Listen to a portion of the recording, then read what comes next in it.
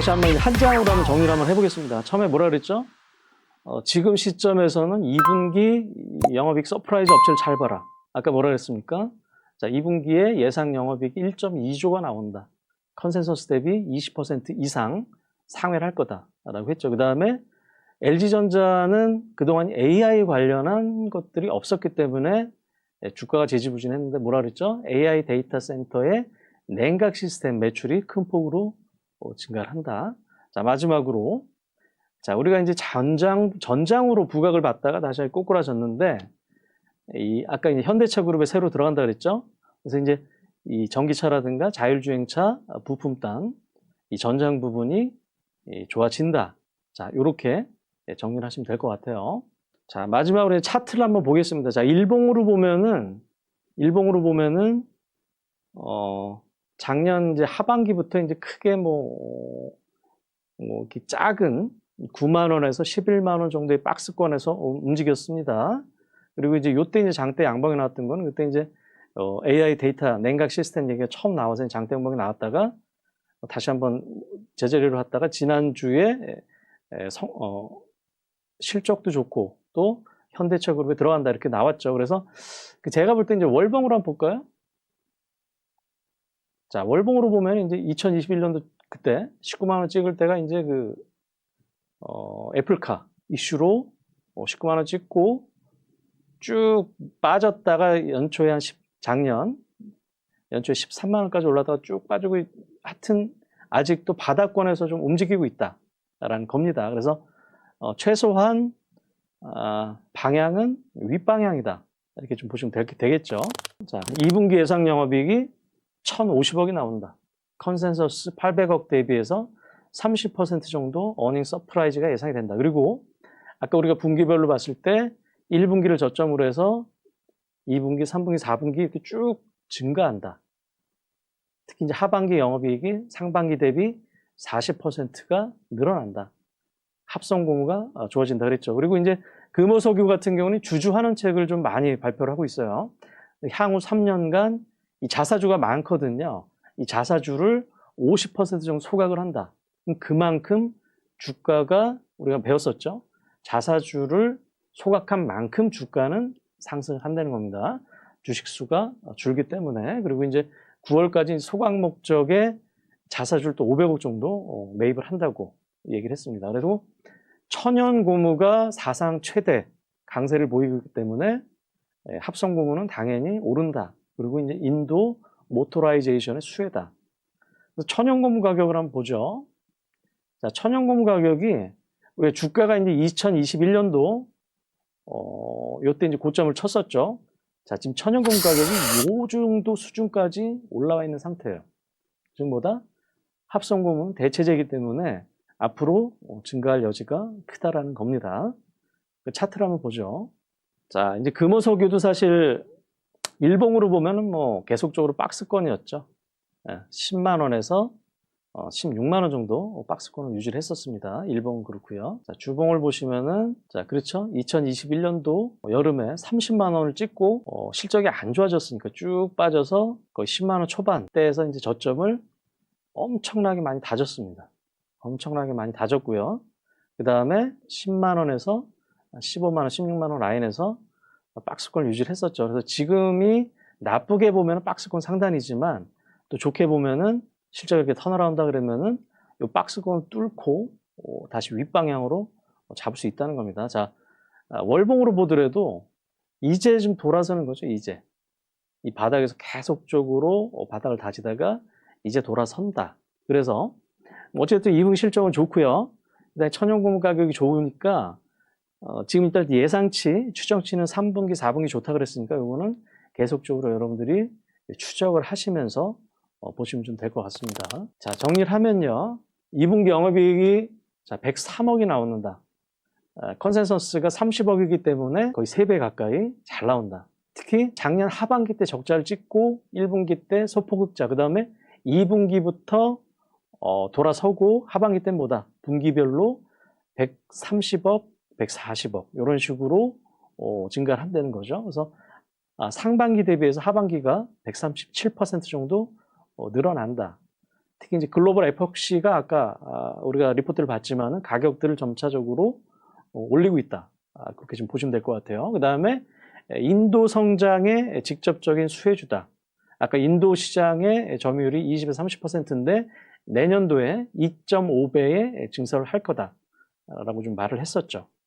마지막으로 차트를 다시 한번 보면요. 자, 일봉상으로도 보시면은 작년 10월 달에 이제 5만 원대 주가가 3분기, 4분기 적자가 났죠. 그래서 3만 5천 원까지 이렇게 급락을 했고요. 최근까지도 이 범위 내에서 박스권으로 크게 움직였고요.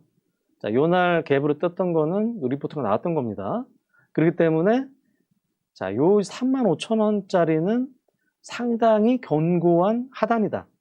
여기까지는 안 가겠지만 만약에 가면은 상당히 땡큐라고 보시면 될 것 같고요. 자, 주봉을 한번 보죠. 자, 이때도 여기도 마찬가지로 2021년도에 9만 원에서 지금 3만 원 초중반까지 빠진 상태다. 특히 이 밸류에이션 PBR만 보면은 이 코로나 때 급락했을 때 지금 밸류에이션이다. 크게 빠질 룸이 없죠. 부담이 없습니다. 월봉으로 보면 더 그렇죠. 자, 9만 원에서 3만 원까지 빠진 상태이기 때문에 크게 무리가 좀 없습니다. 요약을 한번 해보겠습니다. 그래서 현대 오토웨버는 어떤 회사냐면은 크게 이제 IT 서비스와 그 다음에 이제 차량용 소프트웨어 플랫폼이라 그랬죠. 그래서 현대차 그룹이 이제 IT 투자가 확대가 되면은 스마트 팩토리라든가 스마트 빌딩, 스마트 모빌리티 당연히 여기서 이제 수익성이 개선이 좀 된다라는 거고요. 그 다음에 자율주행과 전장 분야 국내 넘버원 소프트웨어 업체다라는 겁니다. 그래서 이제 8월 달에 당장 그 테슬라의 로보택시 출시가 모멘텀이 좀 될 것 같고요. 그 다음에 이것도 좀 중요한 건데요. 최근에 이제 현대차 그룹주들이 많이 올랐죠. 그리고 그동안 움직이지 않았던 현대 글로비스가 급등을 했습니다. 왜냐하면은 이 현대차 그룹의 이제 지배 구조에 있어서 이제 정의선 회장이 지분을 늘려야 되는데 정의선 회장이 그래도 지분을 많이 가진 회사가 현대 글로비스와 현대 오토웨버 두 개가 좀 많이 있어요. 그래서 현대 글로비스는 일단 급등을 많이 했었죠. 물론 뭐 정몽구 회장이 뭐 건강 이상설이 좀 돌고 했지만은 그래서 이 현대 오토웨버도 이 정의선 회장이 7.3% 지분을 좀 보유하고 있는 중요한 회사다. 향후 지배구조